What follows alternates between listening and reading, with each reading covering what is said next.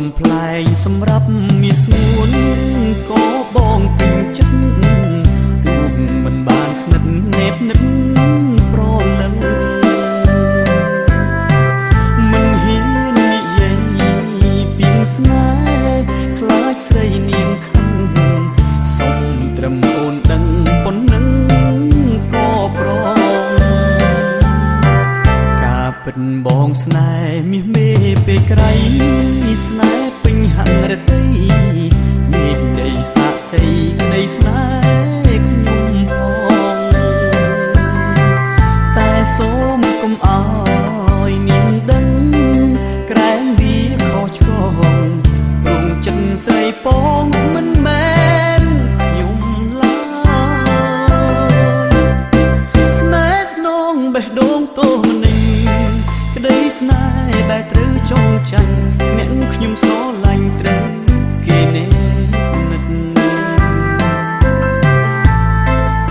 មិនមែនចិត្តជាទេវតាកូនអ្នកចំការពិនពិន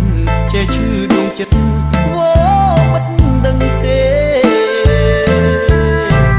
បើសិនសាលបងសារភាពថាស្នេហ៍ខ្លាចណាស់ខ្លាចតែស្រមុំកៅនេះមេអូនមិនប្រណីលែងឲ្យខ្ញុំជួបមុខនាងខ្ញុំនឹងខ្សិនខ្សៃចិត្តសែនព្រួយភ័យស្ដីមិនរួចឡើ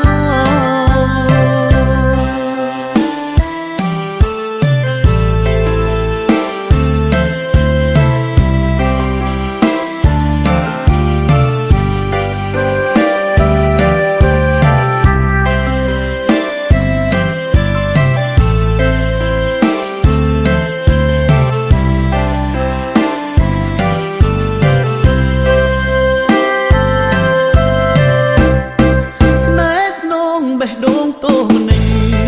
ក្ដីស្នេហ៍បែរត្រូវចងចាញ់អ្នកខ្ញុំស្រឡាញ់ត្រូវគេនេនិតមិនមែនចិត្តជាទេវតាកូនអ្នកចំការពិនពិនចេះឈឺដួងចិត្តវ៉ូមិនដឹងទេបើសិនសាលបងសារភាពថាស្នេហ៍ខ្លាចណាស់ខ្លាចតែស្រមុំកៅនេះមេអូនមិនប្រណីលែងឲ្យខ្ញុំជួបមុខនាងខ្ញុំនឹងខ្សិនខ្សៃចិត្តសែនព្រួយភ័យស្ដីមិន